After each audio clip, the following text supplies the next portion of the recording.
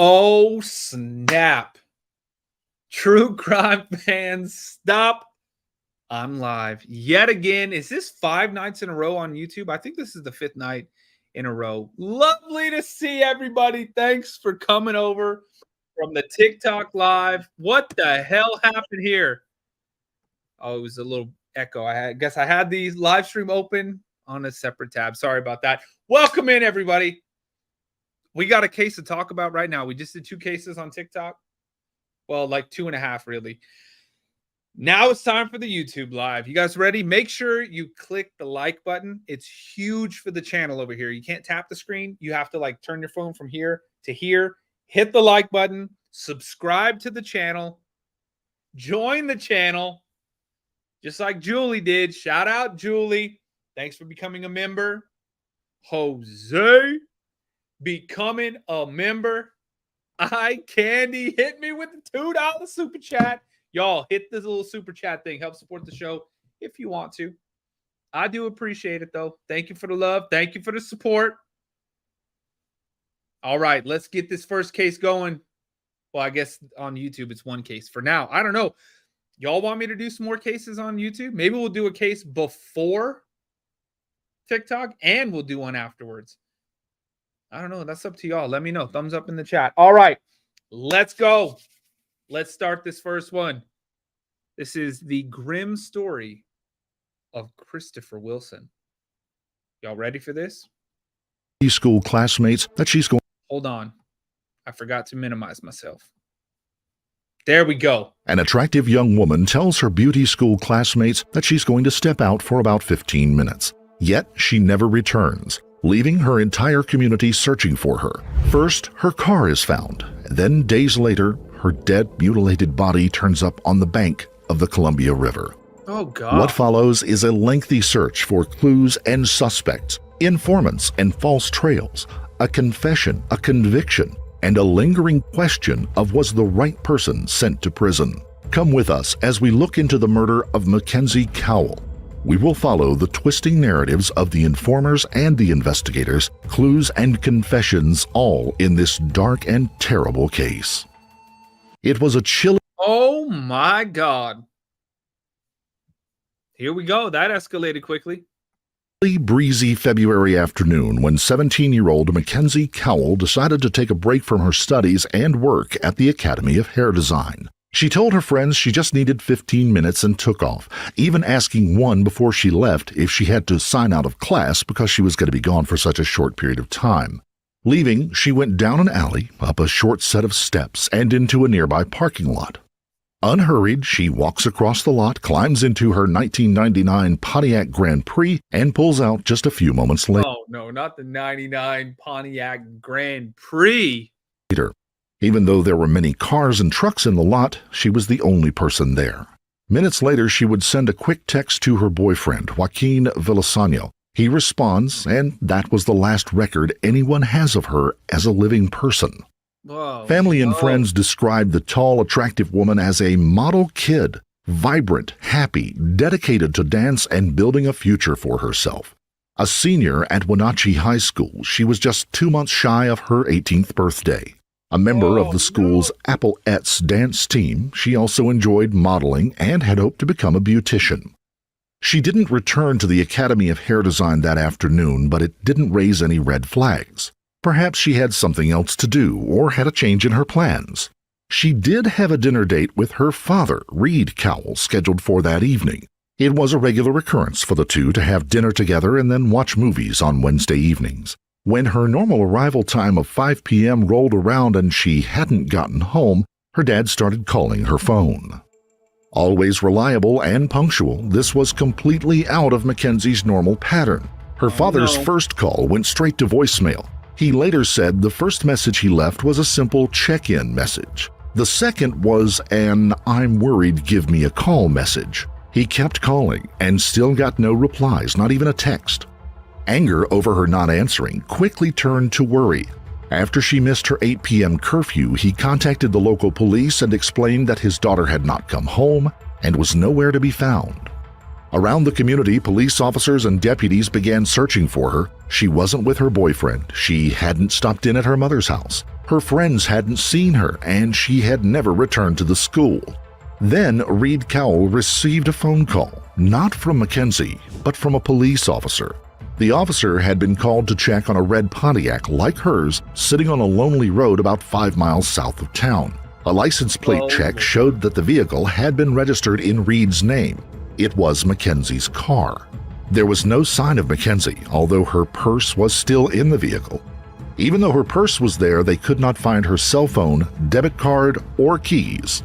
The car had been abandoned along a road in Pitcher Canyon, an area known as Squilchuck. The area was lightly populated and would not have been one of Mackenzie's normal travel routes. The search suddenly went from be on the lookout to a desperate race to find the young woman, hopefully before something tragic happened. Neighboring cities and counties put their forces to work on the search as well. A helicopter was dispatched to the area to search where her car had been found. Damn, they got the Uber chopper. Investigators sealed off the area, and experts began examining the car for any clues. A single set of footprints was found near the car, but they were too indistinct to give any idea who they might have belonged to, Mackenzie or someone else. The FBI was brought in immediately to assist on the case. The Wenatchee area and Chelan County, Washington isn't an area made for easy searches. Located in central Washington state, Chelan County is located on the eastern foothills of the rugged Cascade Mountain Range. Fed by the Columbia and Wenatchee rivers, the area is known for its agriculture and is often called the apple capital of the world. A long and beautiful valley strewn across the region with small cities such as Wenatchee and the surrounding communities are separated by massive orchards and a wilderness area. Everyone was on the lookout for the 5'8", 110-pound brunette last seen wearing her black uniform from the Academy of Beauty. Pleas for her return were broadcast on local and regional news, and volunteers searched everywhere. Her friends and family were distraught. Then, on Saturday, February 13th, the announcement was made that Mackenzie's body had been found on the bank of the Columbia River. Oh, no. The place was known as the Crescent Bar, a sandbar in the river that was sometimes used as a party spot by local youngsters. The body, still clothed, was just 50 yards from an unoccupied home that was listed for sale at the time. Crescent Bar is nearly 20 miles by road away from Wenatchee. Police and forensic units flocked to the site and cordoned off the area. The young woman's body, it was judged, had been left at the site after she had been murdered. Nearby were found a number of black trash bags and some duct tape. A long serrated knife was still stuck in the woman's shoulder, and it appeared that it had been left there after an unsuccessful attempt to saw off her arm. An autopsy would show that Mackenzie had suffered a blunt force trauma to the head. What the hell is wrong with these people? What are you doing that for? Like, why?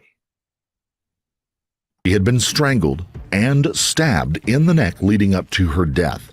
Just when she had died and how long her body had been at the location were pieces of information that was never released to the public. A new tip leads investigators in Wenatchee to several people who may know what happened to 17-year-old Mackenzie Cowell. She was murdered in February. Her body found along the shore of the Columbia River at Crescent Bar. Annie Bishop live in the newsroom with the latest on the developments. 100 tips in the past 4 months. This is the second tip investigators have widely publicized. We're learning tonight that over the past week, investigators have been interviewing potential witnesses or people who possibly may have been involved in Mackenzie's murder. When 17-year-old Mackenzie Cowell was found murdered along the shore of the Columbia River, investigators, the Wenatchee community, and her parents vowed to find her killer. I really think that it is time for someone to step forward and help solve this case. I know that you out there know who did this, and it's important to my family and I for you to That poor mom. Bring that person forward. Today, investigators released new information in her case, announcing they've been interviewing people who may know what happened.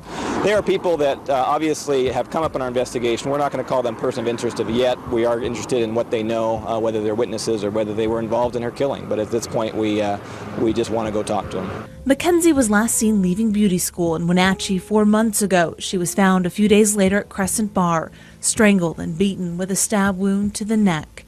Captain Doug Jones God. with the Cowell Homicide Task Force says they received a tip a few weeks ago that led them to a turnout above where her body was found. Investigators sent something to the state crime lab they found at the site, but won't say what. This same tip also led them to the people now in question. With the focus of the investigation narrowing in, they want to make it clear who they've ruled out. Mackenzie's family were quickly notified, and police immediately redoubled their efforts, asking the community for any leads they might have in the case. Over the coming weeks, the community would mourn the loss of Mackenzie. On the 25th of February, a memorial service at the Toyota Town Center was attended by more than 1,800 residents. There were a few memorial speeches about the young woman, a performance by the Applettes dance team that she had been a member of, and afterwards hundreds of pink and purple balloons were released in her honor. Over 800 tips on the case would come in, and investigators from all over the region began working as a task force to follow up on every lead. A $7,000 reward was offered for any information that might lead to finding Mackenzie's killer. Among the first persons of interest questioned was Mackenzie's boyfriend, Joaquin Villasanyo. Brought in for questioning, Villasanyo said that he had had a short text exchange with Mackenzie right around the time she left the academy, but had not He doesn't seem guilty. heard from her after that. I'm not getting my normal, like, ooh, you did it vibe from him. So I'm thinking he might be innocent. Her last message to him had been, "Hey, what's up?" Villasanyo agreed to take a polygraph test. Police said that while he did fail the test when asked if he knew what happened to the young woman, he was quickly ruled out as a suspect because his alibi was airtight on the day that she went missing. Also questioned right away was Joey Fisher, the boyfriend of Mackenzie's mother, Wendy Cowell. Police said witnesses had told them that there was a troubled relationship between Fisher and Mackenzie, and that there had been a fight between the two the day before. Police said they were quickly able to clear him of any involvement in the disappearance as well. With those two leads out of the way and completely cleared, they settled into the process of interviewing students and friends of Mackenzie's, both from her high school and the beauty school. The picture that came out of those interviews was just what her outward reputation was. She was a kind and considerate young woman who was very serious about her future. She was responsible and friendly and seemed to have no enemies whatsoever. Police continued to search for leads and clues, but nothing was coming up as the case wore on. Then a surprise witness appeared. Liz Reed, who had been a local police informant, came to them with a bizarre story to tell. Known to police as a drug dealer, prescription Not another one of these. Oh, I kind of remember this case. She starts just making up all kinds of crazy stuff, doesn't she? forger and OxyContin addict, Reed outwardly had some credibility issues, but they knew that she also had inroads into the rougher side of life in the community. Her story named names and included details that matched up with evidence investigators had not released to the community at large. Liz Reed began to weave a tale that two men involved in local drug trafficking had abducted and then killed Mackenzie, accidentally taking her for someone that had been working as an informant and snitch. She told investigators that What? two men had made a video of the killing, a snuff film of the act that she was made to watch. Oh, God. I remember this. She went on to describe that the men had strangled the young woman and then stabbed her to finish the job. "We strangled that to shut her up," Liz said the men told her. Liz gave a description of the knife Jesus. used to kill Mackenzie. It was a pretty close match to what had been picked up as evidence. She also gave the location of the attack as a bluff that happened to overlook the Crescent Bar, the spot where Mackenzie's body had been found. Her story suddenly had clout. The two men named Samuel Cuevas and Emmanuel Budaceros were known to local law enforcement as well. Investigators on the Mackenzie Cowell task force quickly received permission to eavesdrop on the two men and before long they were both brought in for questioning. After extensive efforts to pin them down and search for the video evidence, police came to the decision that both men had unshakable alibis covering them from the time of Mackenzie's disappearance until the discovery of her body. No records or traces of any reported video had been found. Cell phone data also showed that both men were nowhere near the scene of the crime at any point. Setos would later say that at the time he had been working at an honest job and was trying to lead a better life to take care of his young family. The false accusations and investigations, he claimed, nearly ruined him and his chance of pulling himself out of a troubled past. The police cleared the two men and went on with their investigation. Liz Reed's testimony to police was labeled as a fabrication, even though she still Oh, damn, but she knew all those details. swore that she had told them the truth. However, she later recanted her story and would go on to tell interviewers that she Really? I swear I'm telling you the truth. And then later on, just kidding, I didn't tell you the truth. had done so because she was afraid that someone would suspect her in the case if she didn't. Later on, Liz Reed would come back to investigators with another story, this time saying that she had been sent back out to the bluff above the Crescent Bar to find a ring that had fallen off of Mackenzie's finger. She told police that she had located it and produced a silvery ring with a tassel. Even though family members told police they had never seen her wearing the ring, defense attorneys would say that it was visible in one of the still photos that had been taken of the young woman. Cuevas and Cerro, though, both still had airtight alibis. Soon, new developments would That is crazy as hell. lead investigators away from those two men and the questionable informant. It was August before authorities had gotten their next and most important lead. A letter from Theo Keys was received by investigators, and within the young man told of how his friend, Christopher Wilson, was the man who probably killed Mackenzie. Theo, himself another informant, had a history of mental illness and was serving Oh, damn. jail time for exposing himself to a barista in town. What the fuck is wrong with this dude? Exposing himself to a barista? What the hell is wrong with these people? I'll take a coffee. Would you like some room from cream? Yes, I would. What an idiot. Let's keep going. The letter described Christopher Wilson as a strange man with a dark fascination with death and serial killers. Oh, Jesus. There It we go. also alleges that there was a budding relationship between Chris and Mackenzie while they were both students at the Academy of Hair Design. On August the 11th, Chris was brought in and he was questioned there? by investigators. Tall, with hair dyed black, Chris was a quiet man whose personal style often featured eyeliner and clothes bought from thrift stores and vintage shops. His Some guy liner? Uh-oh. hobbies included performing folk music, and he kept a small circle of good friends. He was often described as someone who would stand out as odd in the small town of Wenatchee, but in Seattle he never would have received even a single raised eyebrow. In the police interview, Chris maintained that he really didn't know Mackenzie beyond attending the Academy of Hair Design together. Chris explained that he was there learning a trade so he could help his mother run a salon that she owned and have a career of his own. He said there had been no relationship at all between the two. Chris volunteered to provide a DNA sample, and multiple swabs were taken and sent off to the State Patrol Crime Lab. He was allowed to go back to his life. However, he did not fall off the radar of investigators. Instead, they leaned into the young man's life, his past, and the people around him.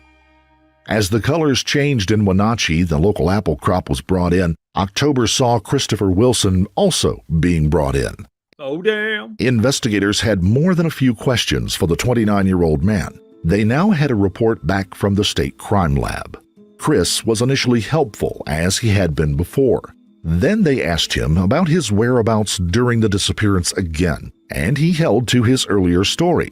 They then asked him how it was that his DNA had been found on some duct tape at the Crescent Bar crime scene near Mackenzie's body. The duct tape that Right. also had her blood on it as well.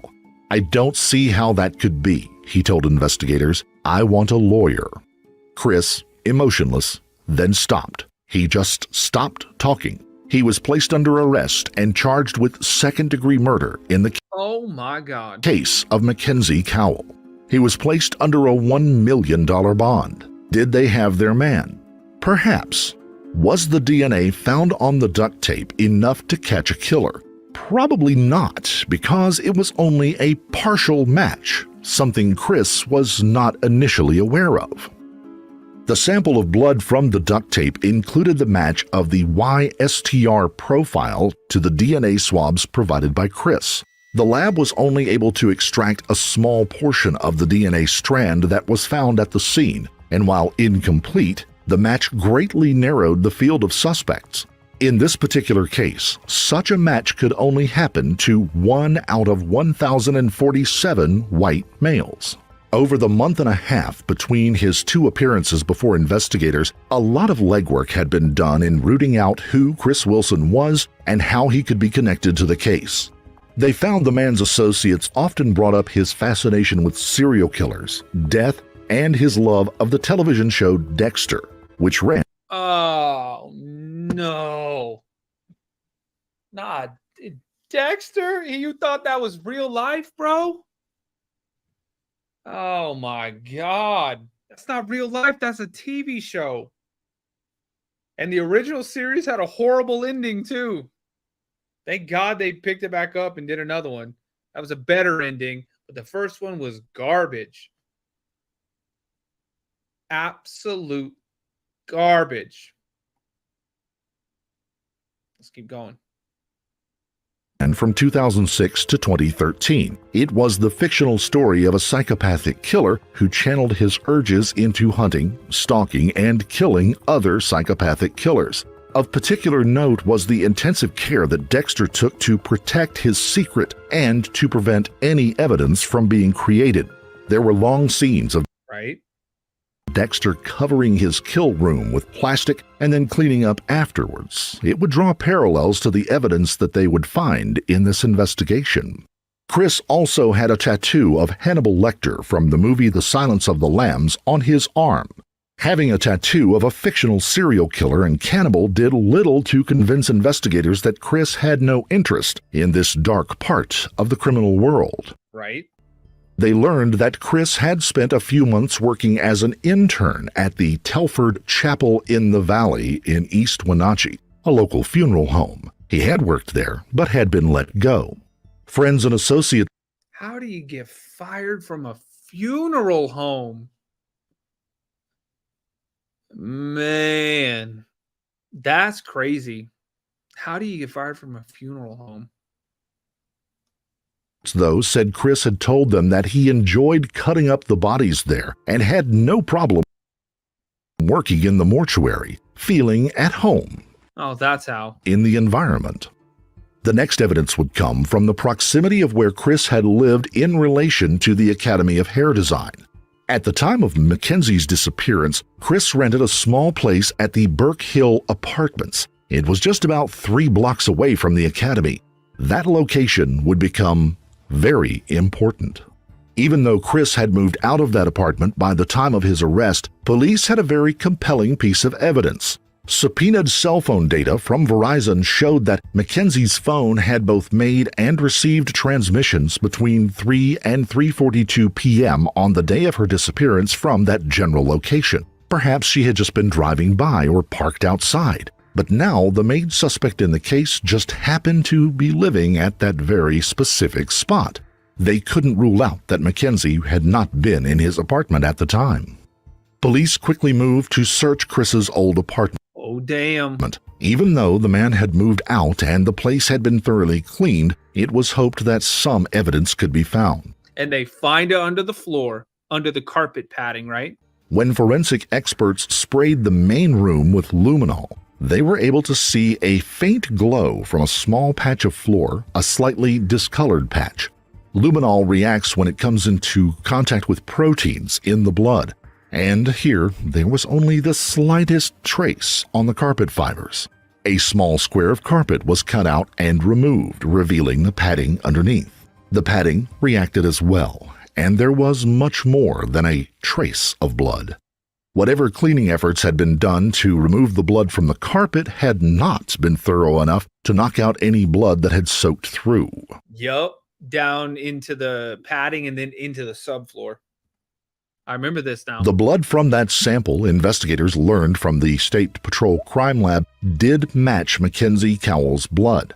They had just found their strongest piece of evidence in the case so far, one they felt had tied Chris to Mackenzie's disappearance and murder.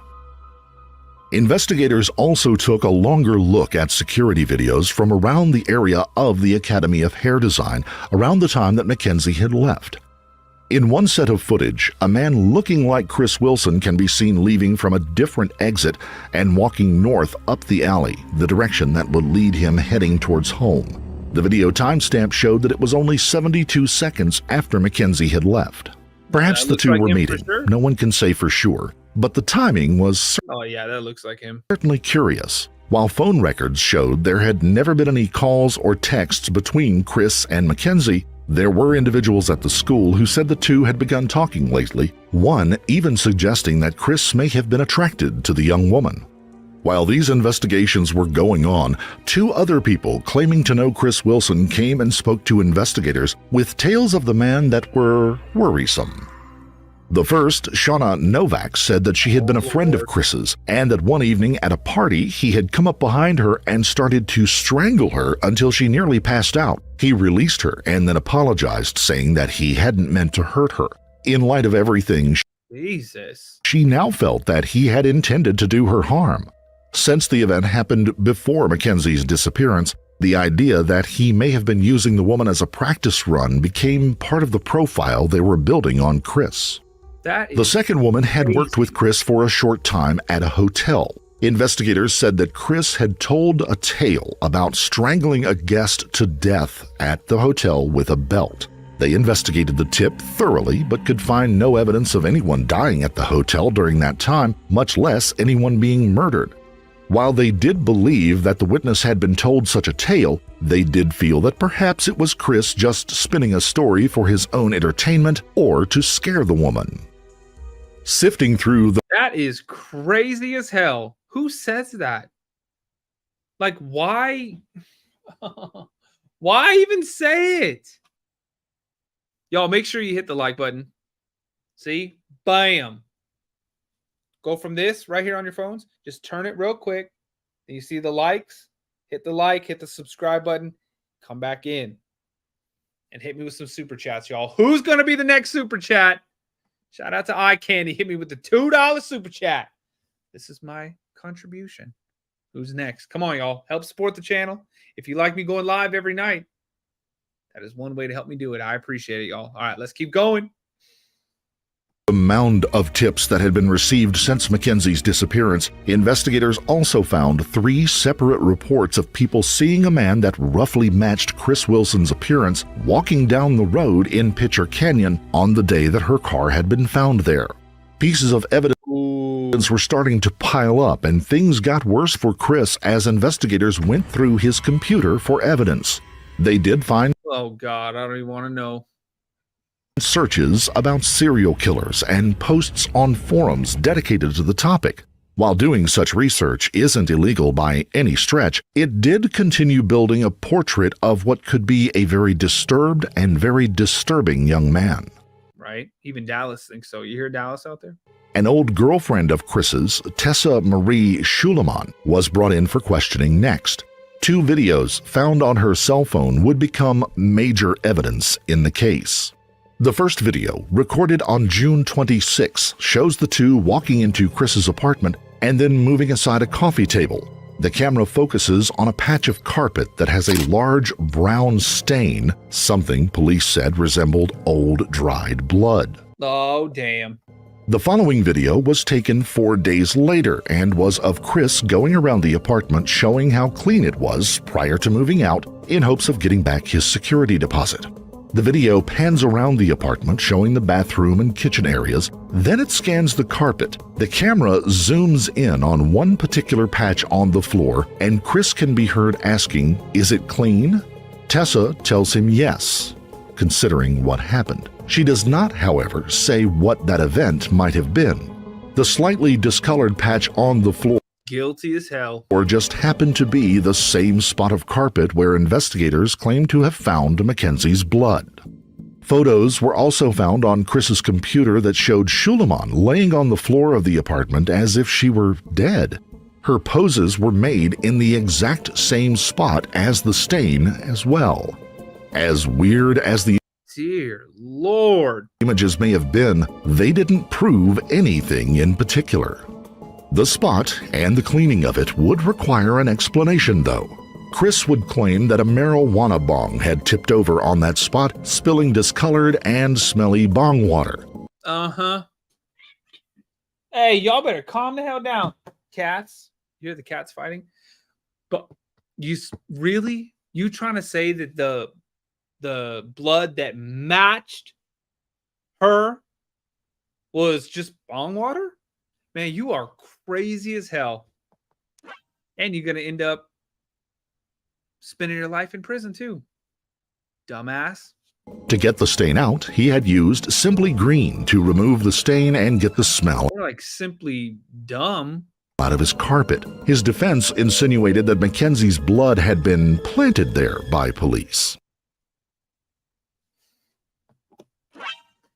Yeah. 22-year-old Schuleman had certainly become a person of interest in the case. Phone records show that she and Chris had spoken to each other at 3:32 p.m. on the day of Mackenzie's disappearance. While it wasn't unusual for the two to call each other, they had been boyfriend and girlfriend at one time. The timing of that particular call on that day was. It was just a half hour after both Chris and Mackenzie had left the academy separately. It was also at a time when classes were still in session, classes that Chris should have been in. Records would show that he would contact Schuleman 5 more times that evening and that he would borrow her car. Chris, curiously, had a car of his own that was in working order. Why would he need to borrow a car on that particular night? Between the time of the event and his being brought in, Chris had sold his black 1991 Volkswagen, which was later found in a nearby city's impound lot. Phone records also showed that Tessa had called her current boyfriend around 9 p.m. on the night of the disappearance. She had apparently asked him to pray for her because something bad had happened. She and her boyfriend also just happened to live near the Crescent Bar. Schuleman would be later arrested and charged with rendering criminal assistance to Chris in the murder of Mackenzie Cowell. Her white 1991 Subaru Legacy was impounded and searched for evidence. Swabs were taken from stains within the car, a knife was found under the seat, and What? Who keeps a knife under the seat? 3 Camel cigarette butts were removed and tested against DNA found on a cigarette butt near Mackenzie's body. The DNA testing of the swabs and the cigarette butts did not match any evidence that forensic experts had found at that point. With the physical and circumstantial evidence piling up, Christopher Wilson would be going on trial for the murder of Mackenzie Cowell.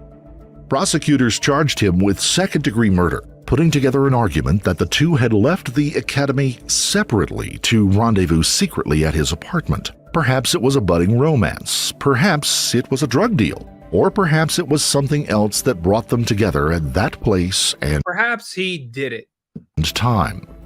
They alleged that Chris had struck her, strangled her, and then stabbed her, but had prepared the scene to minimize any evidence. He then somehow moved her body to the Crescent Bar and abandoned her car along the Pitcher Canyon.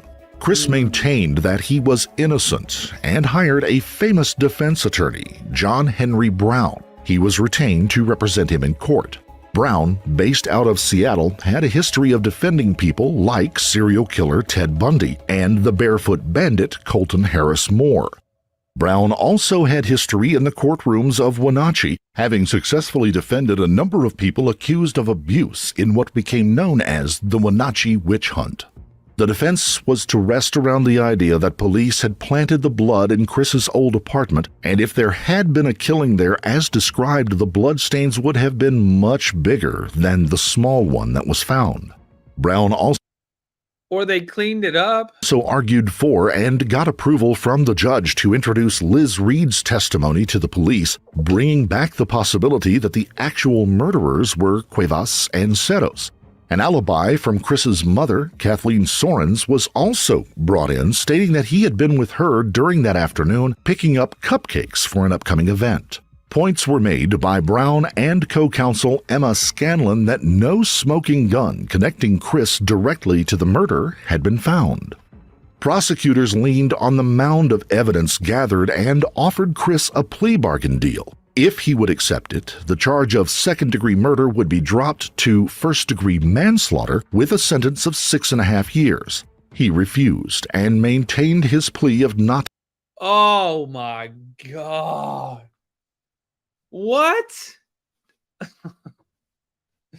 6.5 years. He's like, nope, I'm innocent. Now you can be found guilty and spend life in prison. Guilty to the original charges. A jury was surveyed and seated. Initial impressions were that Chris's innocence would be very hard to sell to the court. Another plea deal was offered, this time with a much heavier set of charges and a longer prison sentence. Under the advice from his attorney, Chris Wilson agreed to plead guilty to a count of first-degree manslaughter in the death of Mackenzie Cowell, first-degree robbery for the theft of her phone and debit card, and second-degree assault for the choking of Shauna Novak. He would serve a sentence of 14 years and 3 months in prison. Wow. What an idiot.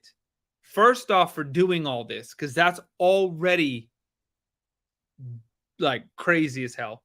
But then they offer you one deal and you're like, no. And then right afterwards, they're like, okay, well, we're going to upgrade the charges and offer you more jail time. And he's like, yes. What an idiot. He should have got life in prison, though. That's crazy as hell. He would also have to sign a document that he had done those crimes and attest to each of them in court. As the judge read out the charges in court, Chris Wilson responded that he had done them, slowly and thoughtfully. He would later claim that he did not do the actions and that his halting answers were because he didn't want to agree, but he had been left with no choice. Just under a year later, he attempted to file a motion that his guilty plea should be revoked. The motion was rejected. Of course. Throughout his imprisonment at the Chalum Bay Corrections Center, a medium-security prison in northwestern Washington state, Chris has maintained that he was innocent and railroaded into taking the plea deal. His sentence will end soon, however, in 2023, followed by a term of community-centered supervision. That means he's out? Oh, he could be in the chat right now, y'all. Charges against Schuleman were dropped, and before long she had legally changed her name and left the area. Was justice He could be in the chat too. served? Did the actual killer of Mackenzie Cowell serve time for their actions? The state feels so. But there is an active group of Chris's friends, family, and associates that still maintain his innocence in the tragic event. If he was the actual murderer, then it could be argued that he got off lightly with the plea bargain. If he wasn't the murderer, however, an innocent man spent more than a decade behind bars for something he did not do, perhaps the victim of nothing more than being odd-looking, being a quiet guy in a community where he just didn't fit in. Oh my God. That is crazy as hell, y'all. Oh my God. Y'all, real quick, before we leave, do me a favor. Turn your phone from this to this. Click the like button. Hit the subscribe button. And then close it back down, y'all. Damn. Thank you for all the love. Julie, thanks for becoming a member. Jose, thanks for becoming a member. iCandy, yes. Thank you for the super chat, y'all. Oh my goodness. That's crazy. But it is time for me to get some sleep. Love you guys. Thanks for being here. We'll be live on TikTok again tomorrow and live on YouTube again tomorrow. Thanks again, everybody. I love you guys. Take care, and I'll see you soon.